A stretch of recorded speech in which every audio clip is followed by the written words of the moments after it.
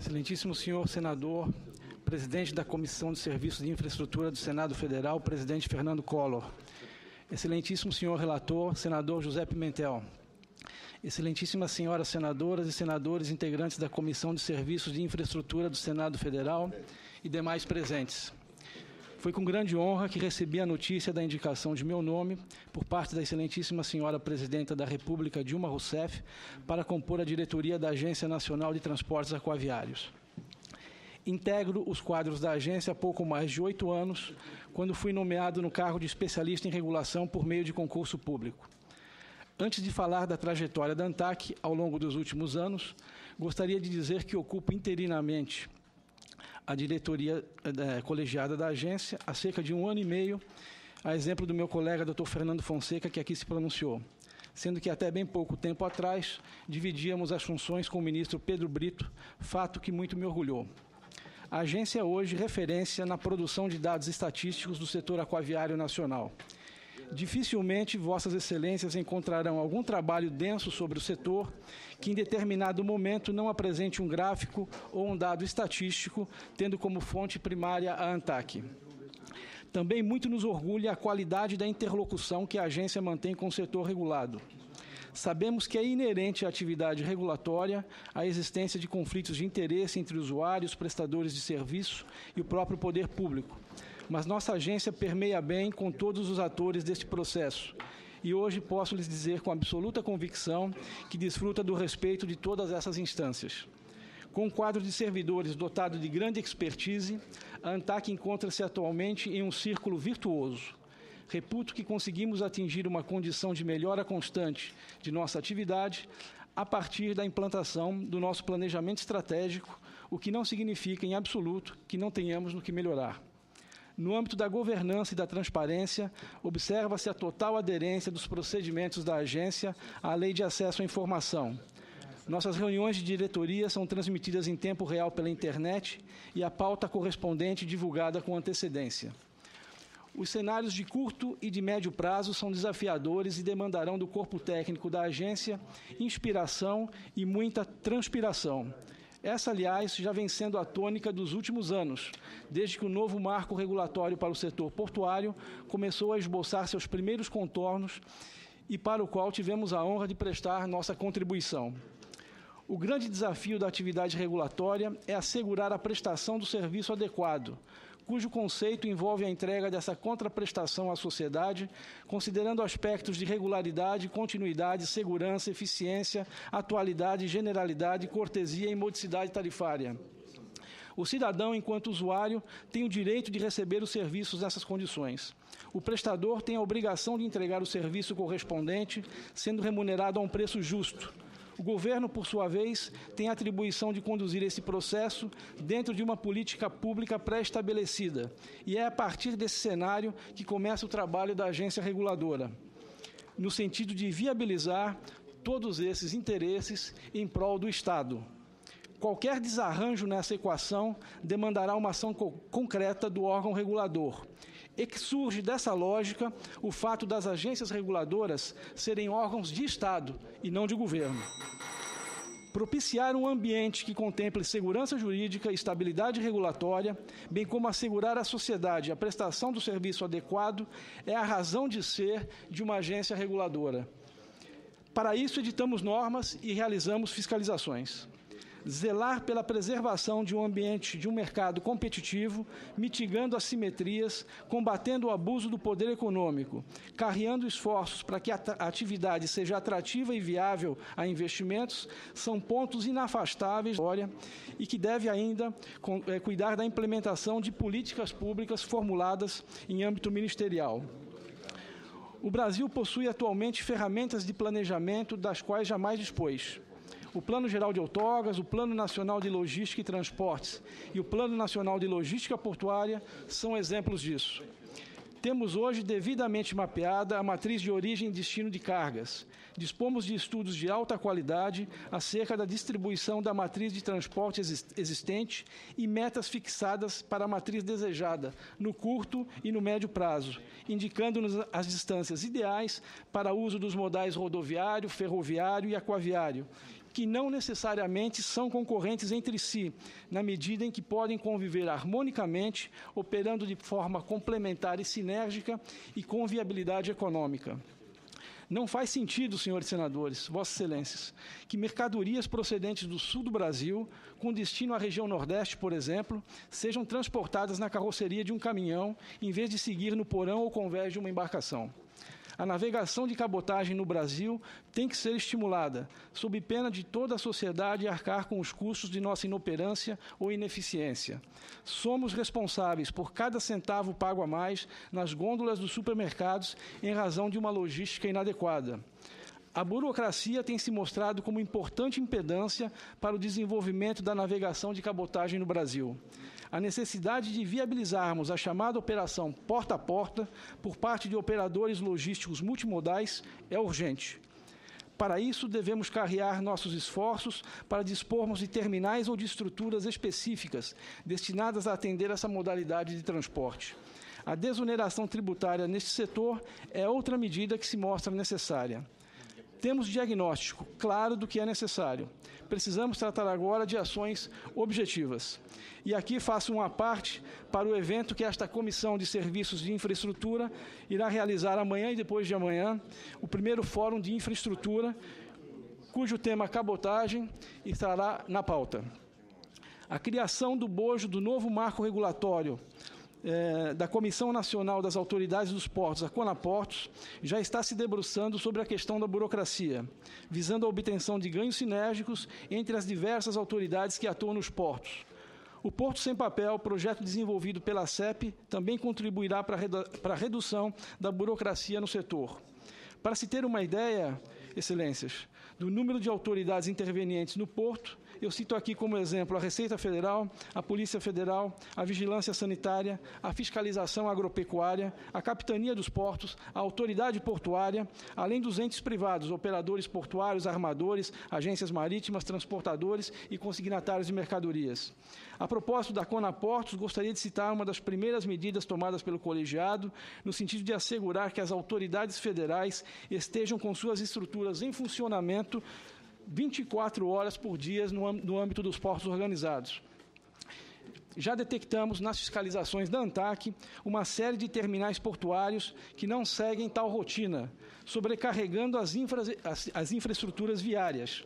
A ANTAQ atuará efetivamente para que esses terminais operem em regime integral, respeitando, inclusive, cláusulas contratuais nesse sentido. Muito se fala na espera das embarcações para atracar nos terminais, incorrendo no chamado custo de demurrage. Contudo, é importante que se cite os gargalos que se vem enfrentando nos acessos terrestres aos portos organizados. Recentemente, uma verdadeira força-tarefa, tendente a minimizar os gargalos no escoamento na safra do Porto de Santos, foi instituída. A criação de pátios de triagem e o agendamento para a recepção de veículos nos terminais vem se constituindo em medida eficaz para o escoamento da safra de grãos. Cito aqui ações da Secretaria de Portos, do Ministério dos Transportes, do Governo do Estado de São Paulo, das Prefeituras de Santos, Guarujá e Cubatão, bem como da Polícia Rodoviária e da ANTT neste processo, além, evidentemente, da ANTAQ. Reforça-se aqui a necessidade do porto operar 24 horas por dia, na medida em que se constata que as vias de acesso e os pátios de triagem operam sobrecarregados no horário comercial, ficando ociosos à noite e nos finais de semana. Foi no bojo dessa ação que a ANTAQ instalou no Porto de Santos o primeiro de uma série de postos avançados de fiscalização, que já está atuando ativamente e autuando aqueles terminais que descumprirem as determinações. Chamo a atenção de que a ANTAQ recebeu a incumbência para fiscalizar terminais portuários arrendados e os operadores portuários somente com a edição do novo marco regulatório para o setor portuário. A propósito da nova legislação para o setor, gostaria de pensar alguns pontos que impactaram a modelagem de exploração de arrendamentos e outorga de terminais privados.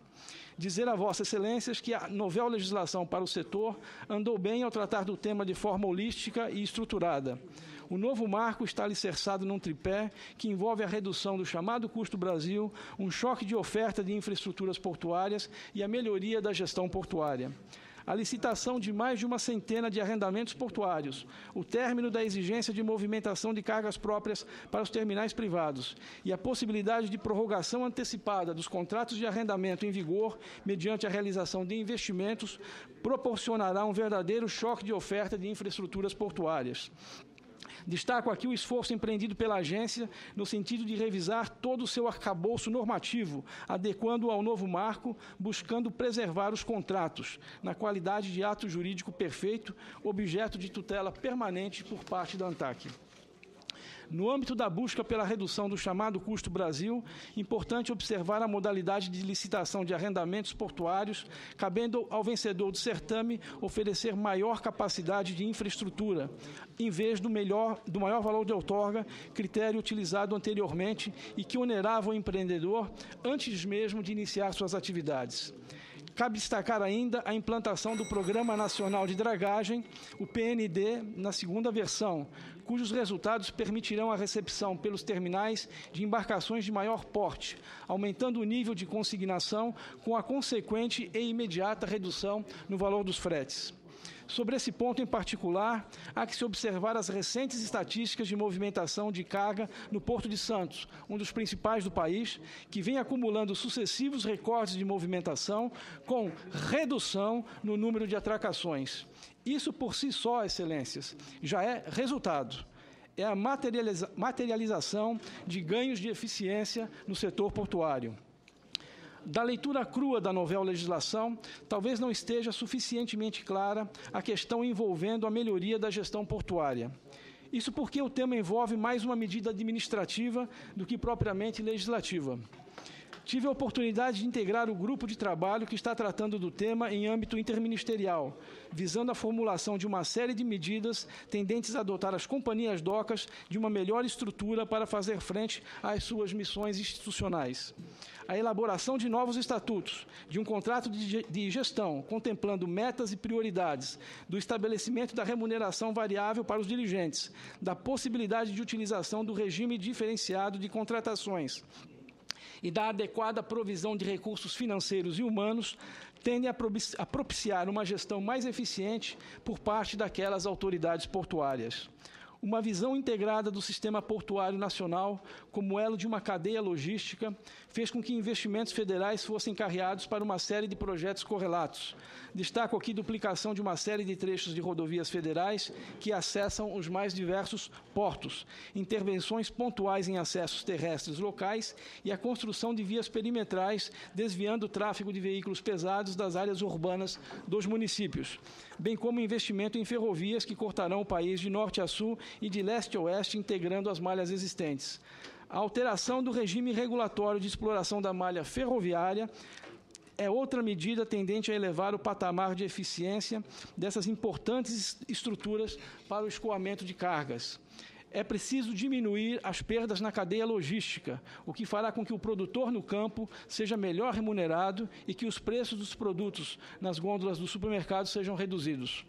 São, portanto, excelências, medidas em curso, com períodos de maturação distintos, é verdade, mas que me fazem ter uma visão bastante otimista com relação ao futuro do setor portuário nacional e, bem assim, da logística integrada. Embora a atividade portuária seja a que mais demande a estrutura da ANTAQ, é preciso que se diga das competências da agência nas áreas ligadas à navegação interior e marítima. O compromisso da ANTAQ com o desenvolvimento do setor hidroviário nacional mostra-se cada vez mais presente. Na estrutura atual da agência, dispomos de uma superintendência voltada exclusivamente para a navegação interior. Se de um lado já verificamos significativos avanços na movimentação de cargas escoadas pelos rios brasileiros, certo é que muito ainda se está por fazer. Vemos com muito otimismo os avanços na licitação das obras de derrocagem do Pedral do Lourenço, assunto seguramente conhecido por vossas excelências. Outro ponto merecedor de destaque refere-se à construção de barragens nos rios brasileiros, visando a geração de energia e que muitas das vezes acabam por inviabilizar a navegação em determinados trechos. É imperioso que os projetos de construção de usinas prevejam, na sua origem, a construção de sistemas de eclusagem, permitindo a navegação na região e respeitando o uso múltiplo das águas. A ANTAQ participa de discussões no âmbito do projeto de lei que tramita nessa Casa e no Congresso Nacional. A agência cuidou ainda de elaborar estudos acerca dos principais corredores hidroviários existentes em nosso país. Denominado Plano Nacional de Integração Hidroviária, o PNIH é mais uma ferramenta colocada à disposição de órgãos governamentais e da sociedade com vistas a orientar políticas públicas, investimentos em obras e logística, visando a utilização racional e orientada desse valioso ativo, até então subutilizado em nossa matriz de transporte. Tratamos pontualmente das bacias amazônicas, do São Francisco, do Tocantins-Araguaia, do Paraguai, do Paraná-Tietê e da Bacia do Sul. A pujança do agronegócio brasileiro clama por uma estrutura logística adequada, sobretudo na região norte e centro-oeste do país. Refiro-me ao escoamento de grãos pelo chamado Arco Norte, que inclusive aliviará a forte demanda na movimentação dessas cargas nos portos do sul e sudeste do país, fazendo com que nossas commodities agrícolas se tornem mais competitivas no mercado internacional e o produtor rural possa, enfim, se apropriar de maiores ganhos. Projetos na região de Santarém, Miritituba, Santarenzinho, Barcarena, Outeiro e ainda nos portos de Santana, no Amapá e Itaqui, no Maranhão, inauguram as iniciativas de investimentos portuários na região nessa nova etapa. Não menos importante é o tema envolvendo a qualidade dos serviços prestados na movimentação de passageiros na região norte. Regular e fiscalizar essa atividade é, antes de tudo, assegurar àquela população condições de dignidade humana. Temos plena consciência do que representa o transporte hidroviário de passageiros na região, eis que se trata, na realidade, das estradas d'água.